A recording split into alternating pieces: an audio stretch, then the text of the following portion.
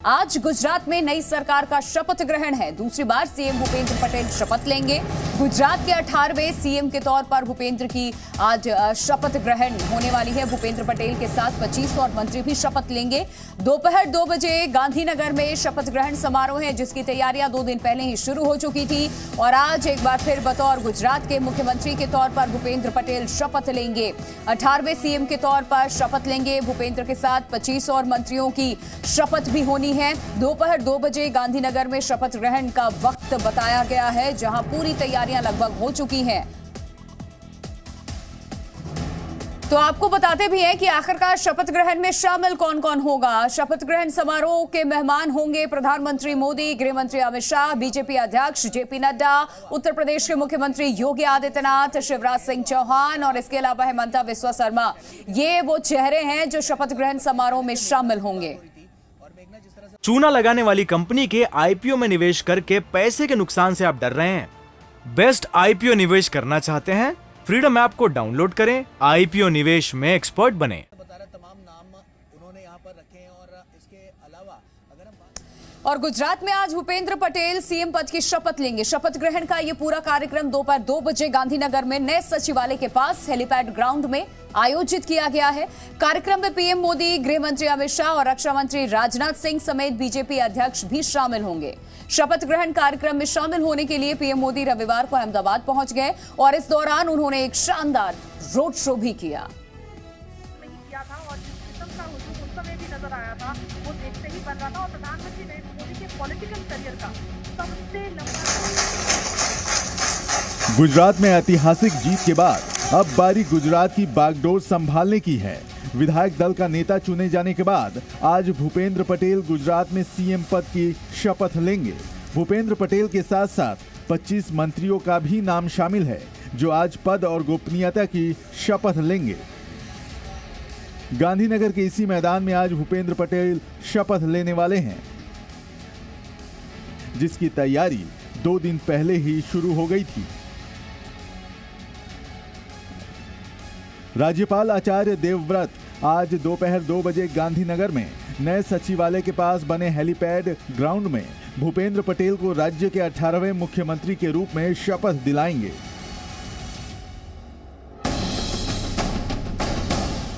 भूपेंद्र पटेल के शपथ ग्रहण समारोह में पीएम मोदी, केंद्रीय गृह मंत्री अमित शाह, रक्षा मंत्री राजनाथ सिंह शामिल होंगे। साथ ही पार्टी अध्यक्ष जेपी नड्डा भी शामिल हो रहे हैं। यूपी के सीएम योगी और उप मुख्यमंत्री केशव प्रसाद मौर्य भी शामिल होंगे। उत्तराखंड के सीएम पुष्कर सिंह धामी भी शपथ ग्रहण समारोह में शिरकत करेंगे। शपथ ग्रहण में शामिल होने के लिए पीएम मोदी रविवार की शाम को ही अहमदाबाद पहुंच गए। अहमदाबाद पहुंचकर उन्होंने एक शानदार रोड शो किया। इस दौरान अहमदाबाद में सड़क के दोनों ओर लोगों की भारी भीड़ जमा थी, जिन्होंने पीएम मोदी का अभिवादन किया। गौरतलब है कि गुजरात विधानसभा चुनाव में बीजेपी ने 182 में से रिकॉर्ड 156 सीटों पर जीत दर्ज की है। इस जीत ने इस बार साबित किया है कि पीएम मोदी का नाम ही काफी है। ब्यूरो रिपोर्ट, जी मीडिया।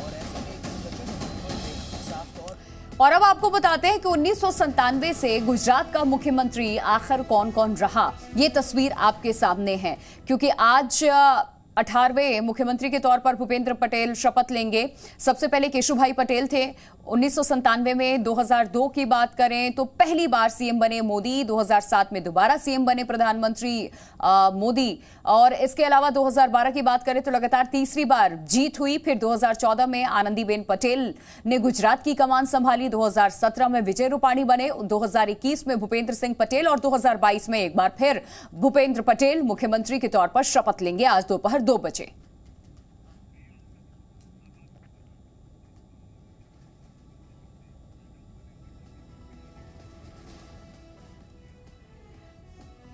और अब आपको बताते हैं कि गुजरात में भूपेंद्र की सेना में कौन कौन से चेहरे शामिल किए जा सकते हैं। कुल 25 ऐसे नाम सामने आए।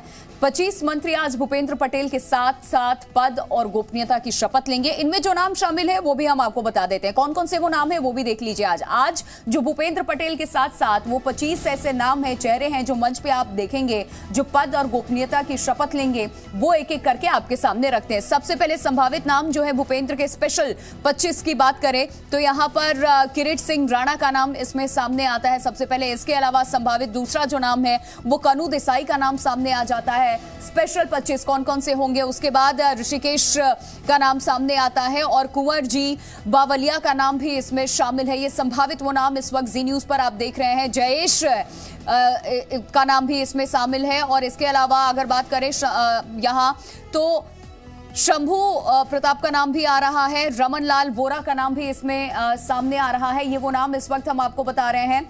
इसके अलावा अगर बात करें तो यहाँ मैलू बेरा का नाम भी इसमें शामिल है और अल्पेश ठाकुर के अलावा जीतू वाघाणी का नाम भी इसमें शामिल है। गणपत बसावा का नाम भी इसमें है। नरेश पटेल, ये वो संभावित नाम इस वक्त हम आपको बता रहे हैं जो आज शामिल हो सकते हैं। हर्ष सांघवी का नाम भी इसमें बताया जा रहा है। बालकृष्ण शुक्ला का नाम भी इसमें है 14वें नंबर पे, ये वो आते हैं। और इसके अलावा अगर हम बात करें आगे बढ़े तो यहाँ हीरा सोलंकी का नाम भी सामने आ रहा है। और 16वां कौन सा वो संभावित नाम है तो दर्शना वाघेला का नाम है। उसके अलावा शंकर चौधरी शामिल हो सकते हैं भूपेंद्र के स्पेशल 25 में। फिर निकुल पटेल का नाम भी इसमें बताया जा रहा है, ये भी शामिल हो सकते हैं। इसके अलावा अब तमाम ऐसे नाम हैं जो लगातार हम आपको बता रहे हैं। पंकज देसाई, दर्शना देशमुख और पीसी वरंडा, जगदीश विश्वकर्मा, कौशिक वेक्रिया, ये वो तमाम नाम जो शामिल होंगे। अलग अलग तस्वीरें इस वक्त हम आपको दिखा रहे हैं जहां आज शपथ ग्रहण समारोह में शामिल होने के लिए तमाम अतिथिगण गुजरात पहुंच चुके हैं। आप बने रहिए हमारे साथ शैलेंद्र भी हमारे सहयोगी जुड़ चुके हैं। शैलेंद्र का रुख करते हैं। शैलेंद्र, जी मीडिया संवाददाता रविंद्र और अंकुर त्यागी इस वक्त हमारे साथ जुड़ चुके हैं। और सबसे पहले अंकुर, मैं आपका रुख कर रही हूं, आप वहां पर मौजूद है जहां पर आज ये कार्यक्रम होना है, शपथ ग्रहण समारोह। भव्य तैयारियां 2 दिन पहले से शुरू कर दी गई थी। कौन कौन अभी इस वक्त पहुंच चुका है गांधीनगर? देखिए, फिलहाल बीजेपी के जितने भी शासित जो राज्य है वहां के मुख्यमंत्रियों को आमंत्रित किया गया है। खुद महाराष्ट्र के जो सीएम हैं एकनाथ शिंदे, उनका भी कंफर्मेशन आ चुका है। लेकिन चूंकि 2 बजे का कार्यक्रम है, उससे पहले अंदाजन 12 बजे के आसपास जितने भी बड़े जो डिग्नेटरीज हैं वो आपको यहाँ पर आते हुए दिखाई दी जाएंगे। और उसके अलावा जो साधु संत का भी एक ग्रुप ऐसा है जिसको स्पेशल तौर पर खास इन्वाइट किया गया है। जो मंच है वो 3 तरह के डोम बनाए गए हैं। एक जो डोम है जहाँ पर शपथ ग्रहण समारोह किया जाएगा। दूसरे वाला जो डोम है जहाँ स्टेज है उसमें बीजेपी शासित जो मुख्यमंत्री हैं राज्यों के उनको वहां पर जगह दी जाएगी। और उसके अलावा बीजेपी के जो दूसरे बड़े पदाधिकारी और खास जो मेहमान हैं और जो साधु संत जिनके बारे में हम बता रहे हैं उनको तीसरे जो स्टेज पर जगह दी जाएगी। तो ये कार्यक्रम है और तकरीबन जो हमें पता चला है तकरीबन 1000 से 1500 सिटिंग अरेंजमेंट है। इसके अलावा जो खड़े होने वाली भीड़ है वो अलग है, लेकिन कोशिश ये है कि कार्यक्रम को ज़्यादा से ज़्यादा सादा तरीके से किया जाए। 156 जो सीटें जीती हैं वो प्रचंड जीत है, लेकिन उसको बहुत ज़्यादा लार्जर देन लाइफ वाली इमेज करके पेश करने की वाली बात नहीं हुई। अंकुर, बने रहे आप हमारे साथ। और रविंद्र भी हमारे साथ दिल्ली से जुड़े हुए हैं और रविंद्र का रुख करते हैं। रविंद्र, देखिए गुजरात में शपथ समारोह के लिए प्रधानमंत्री नरेंद्र मोदी तो कल ही वहां पर पहुंच चुके हैं। अहमदाबाद में रोड शो भी किया, बड़ा शानदार उन्होंने। इसके अलावा दिल्ली से वो कौन कौन से मंत्री हैं जो शामिल होंगे? गुजरात जो पहुंच चुके हैं या अभी जाएंगे आज वो? देखिए, बीजेपी 2014 के बाद से एक परंपरा है कि जहां पर भी पार्टी की जीत होती है शपथ ग्रहण समारोह होता है। बीजेपी शासित राज्य और एनडीए शासित राज्यों के मुख्यमंत्रियों या डिप्टी सीएम को भी वहां बुलाया जाता है। इसके अलावा जो संसदीय बोर्ड के जो वरिष्ठ सदस्य होते हैं उनको भी वहां पर आमंत्रित किया जाता है। और जैसा कि अभी गुजरात में होने वाला है तो बीजेपी शासित राज्य, चाहे वो नॉर्थ ईस्ट के हो या फिर जैसा आपने योगी आदित्यनाथ का नाम लिया, शिवराज सिंह चौहान का नाम लिया, देवेंद्र फडणवीस, एक शिंदे, इस तरह के जितने लोग हैं सभी उस मंच पर आज उपस्थित रहेंगे। एक शो ऑफ स्ट्रेंथ होता है या यूनिटी कह सकते हैं। और बीजेपी शासित राज्यों के मुख्यमंत्रियों को बुलाकर ये बीजेपी संदेश देना चाहती है कि पूरे भारत में कहां कहां उनके मुख्यमंत्री है, कितने भौगोलिक क्षेत्र पर उनका कब्जा है सियासी तौर पर। तो एक बड़ा शो ऑफ होता है किसी भी शपथ ग्रहण समारोह में, चाहे वो छोटा राज्य हो या फिर बड़ा राज्य हो। यहाँ तो बहुत बड़ी जीत हासिल हुई है, तो जाहिर सी बात है प्रधानमंत्री वहां पर खुद पहुंच चुके हैं। गृह मंत्री का क्षेत्र है वह तो गुजरात, ऐसे तमाम वरिष्ठ नेता, राजनाथ सिंह की प्रभारी थे वहां पर विधायक दल के नेता चुनने के लिए। तो ऐसे तमाम बड़े नेता वहां पर पहुंचेंगे और शपथ ग्रहण समारोह 2 बजे होगा, तो भव्य तरीके से होगा। लेकिन एक बात और है, जो मंत्रिमंडल का स्वरूप आपने बताया है, इसमें सभी क्षेत्रों से, कच्छ, सौराष्ट्र, आदिवासी क्षेत्रों से भी बीजेपी को बड़ी जीत हासिल हुई है। ऐसे में उन सबको प्रतिनिधित्व दिया जाएगा, चाहे महिला हो, बड़ी संख्या में महिलाओं का वोट जाहिर तौर पर प्रधानमंत्री के नाम पर पूरे देश में मिलता है, यहाँ पर मिला है। आदिवासियों को इसमें होगा, युवाओं को भी दिया जाएगा और टेक्नोक्रेट या फिर जो एजुकेटेड है उन सबको इसमें जगह दी जाएगी। तो जाहिर सी बात है, एक भव्य मंत्रिमंडल का शपथ ग्रहण समारोह होगा और एक ऐसा मंत्रिमंडल होगा जो अगले 5 साल तक बीजेपी या प्रधानमंत्री नरेंद्र मोदी के जो विजन है उसको लेकर आगे बढ़े। बिल्कुल, क्योंकि दोबारा देखिए भूपेंद्र पटेल बतौर मुख्यमंत्री शपथ लेने वाले हैं और इस मंत्रिमंडल का विस्तार भी सोच समझ करके किया जाएगा। अंकुर हमारे साथ लगातार बने हुए हैं। अंकुर, कौन कौन से वो संभावित नाम हैं जो इस रेस में सबसे आगे चल रहे हैं, और आज इस मंच से भूपेंद्र पटेल के अलावा उन नामों का भी जिसके बारे में अभी अब बात भी हो रही है, रविंद्र से हमने भी जिक्र किया कि ये संभावित नाम है जो आज शपथ ले सकते हैं, इसको लेकर के क्या जानकारी आपके पास? देखिए, फिलहाल कई सारे नाम जो निकल के आ रहे हैं। ऋषिकेश पटेल हैं। ऋषिकेश पटेल जो पहले वाली सरकार है उसमें बहुत सारे 2 से 3 मंत्रालय उनके पास थे, उनमें से हेल्थ मिनिस्ट्री उनके पास थी, उनका नाम सामने आ रहा है। हर्ष सांघवी गृह राज्य मंत्री रह चुके हैं पिछली वाली सरकार में, एक बड़ा चेहरा निकल के आते हैं। आपको याद होगा मोबली में जब पुल गिरा था तब पूरा जो ऑपरेशन संभाला था हर्ष सांघवी ने संभाला। इसके अलावा जो बड़े नाम आ रहे हैं वो हैं कुंवरजी बावलिया, कानू देसाई, राघव जी भाई, मूल भाई बाहेरा, बलवंत सिंह राजपूत, पुरुषोत्तम सोलंकी, भानुबेन बाबरिया, कुबेर दिनोदर, बच्चू खाबड़, जगदीश पांचाल, ये ऐसे और फहरिस्त में तकरीबन 20 से ज़्यादा नाम ऐसे हैं जो इस लिस्ट का हिस्सा हैं या हो सकते हैं, जो थोड़ी देर के बाद इसके पास ऑफिशियल जो कंफर्मेशन आ जाएगा। फिलहाल जो बीजेपी के सोर्सेज हैं वो कुछ नामों को कंफर्म करते हुए नजर आ रहे हैं। बिल्कुल, और तैयारियां इस वक्त लगभग पूरी हो चुकी हैं, और कितने बजे से लोगों के पहुंचने का सिलसिला शुरू होगा? बीजेपी कार्यकर्ताओं में तो जबरदस्त उत्साह आज यहाँ अंकुर देखने को मिल रहा होगा। सुबह से ही लोगों को वहां पर एंट्री मिलनी शुरू हो गई होगी। वीवीआईपीज कब से पहुंचेंगे वहां पर, क्या व्यवस्था की गई है? देखिए, जो राजभवन का इलाका है, पहले तो मैं आपको इलाका समझाता हूँ। राजभवन का जो इलाका आता है वो एक पूरी बाउंड्री वॉल में कैद है। उसी के अंदर सीएम हाउस भी है, उसी के अंदर मंत्रियों के बंगले भी हैं जो इस वक्त जो पूर्ववर्ती सरकार में मंत्री थे। तो कई बड़े चेहरे जो अभी भी इस सरकार में जगह बनाते हुए नजर आ रहे हैं वो भी वहीं पर मौजूद हैं। तो वो जो पूरा एरिया है उसको पूरी तरह सिक्योर कर दिया गया है। वहाँ पर आवागमन की जो व्यवस्था है उसको पूरी तरह रोक दिया गया है। मतलब आप नॉर्मल ट्रैफिक को वहाँ पर जाने नहीं दिया जा रहा है, क्योंकि अब वहाँ से मूवमेंट बढ़ना शुरू हो जाएगा। इसके अलावा जो बड़े डिग्निटरीज हैं उनको भी उसी प्रेमाइसेस में लेके शुरुआत में वहीं लेके जाएगा, और फिर वहां से एक साथ ये जो कॉन्वॉय है वो जो शपथ ग्रहण समारोह है विधानसभा भवन के ठीक सामने जो हेलीपैड ग्राउंड है वहां पर जाएगा। जहां तक आपने पूछा कि कितने लोग और कब तक आने की उम्मीद है, लोग ऑलरेडी शुरू हो चुके हैं, क्योंकि कई सारे ऐसे कार्यकर्ता हैं जो सिर्फ अहमदाबाद या गांधीनगर से नहीं आ रहे हैं बल्कि रूरल एरिया से भी आ रहे हैं इस में शामिल होने के लिए। और इस बार तो शानदार जीत रही है बीजेपी की, यहाँ अपने ही रिकॉर्ड बीजेपी ब्रेक करती नजर आई है, तो अलग उत्साह भी कार्यकर्ताओं में देखने को मिलेगा। इस खबर पे नजर हमारी बनी हुई है, हमारे सहयोगी लगातार बने हैं। गुजरात में आज भूपेंद्र भाई पटेल मुख्यमंत्री पद की शपथ लेंगे, उनके साथ नया मंत्रिमंडल भी शपथ ले रहा है। इस बीच बीजेपी ने गुजरात की जीत के बाद आगामी 2023 के चुनाव पर भी कमर कसना शुरू कर दिया है। गुजरात की ऐतिहासिक जीत के बाद क्या बीजेपी गुजरात फॉर्मूले को लेकर के आगामी चुनाव में उतर सकती है? क्या कहते हैं राजनीति के जानकार, रिपोर्ट देखिए आप।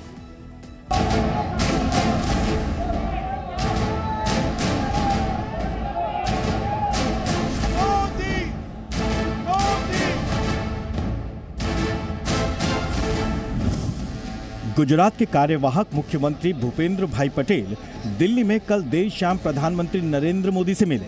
उनके साथ गुजरात के नए मंत्रिमंडल को लेकर चर्चा भी हुई। इस दौरान गृहमंत्री अमित शाह भी मौजूद रहे। 12 दिसंबर को भूपेंद्र भाई पटेल गुजरात के मुख्यमंत्री पद की शपथ लेंगे, लेकिन शपथ लेने से पहले ही भूपेंद्र पटेल ने यूसीसी को लेकर कमेटी बना दी।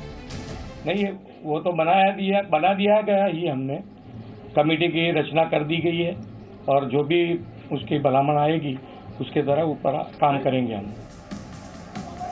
यूसीसी पर बात करते हुए गुजरात के बीजेपी के नेता सभी वादे पूरे करने का दावा कर रहे हैं।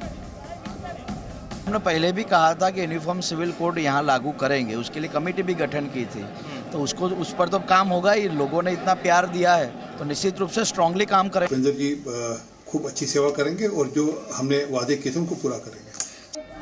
बीजेपी की कार्यशैली को देखते हुए और गुजरात की जीत के बाद राजनीति के जानकार मान रहे हैं कि गुजरात में 27 साल की सत्ता बरकरार रखने के जिस फॉर्मूले को बीजेपी ने अपनाया 2023 के राजस्थान, छत्तीसगढ़ और कर्नाटक विधानसभा चुनाव और 2024 के आम चुनाव में भी इसी तरह के फॉर्मूले पर बीजेपी विचार कर सकती है। जनता पार्टी की जबरदस्त जीत हुई है, उससे भारतीय जनता पार्टी के प्रधानमंत्री नरेंद्र मोदी के और यहां तक कि जेपी नड्डा के भी हौसले बुलंद हैं। लेकिन उन्हीं जेपी नड्डा को हिमाचल में हार से थोड़ा सदमा भी लगा होगा। अगले साल जिस तरह से मध्य प्रदेश, राजस्थान, छत्तीसगढ़ और कर्नाटक में चुनाव होने हैं, तो इन चारों जगह भाजपा के लिए बड़ी चुनौती है।